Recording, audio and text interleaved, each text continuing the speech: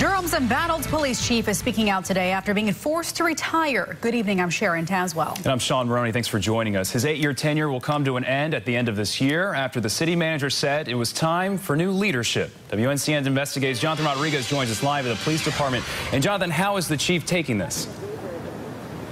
Well, Sean, he's optimistic at this point. He was defending the 8 years he has served at this department and the officers that he has served with. He says he knows he's faced challenges, but he says he believes he's handled them to the best of his ability, but he did not see his retirement panning out this way. I have a clause in my agreement that prohibits any disparaging remarks. So I want to adhere to my agreement. That's about all he could say about the city manager's decision to force Chief Jose Lopez out of the job. Did you see this coming?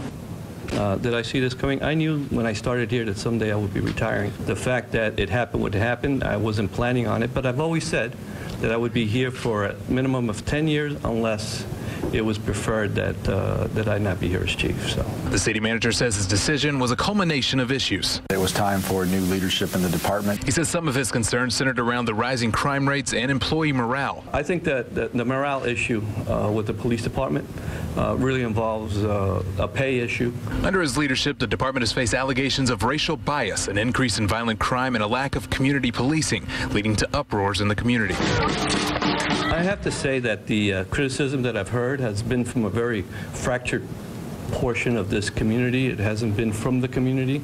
Anyone who wants to take a moment to read the real data that's carried in a lot of our reports that are on our website would clearly see that this organization is not involved in racial bias. As for any regrets?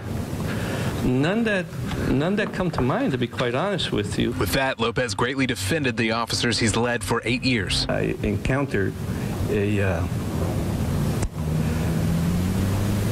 group of extremely professional individuals, and they're the ones I'm going to miss.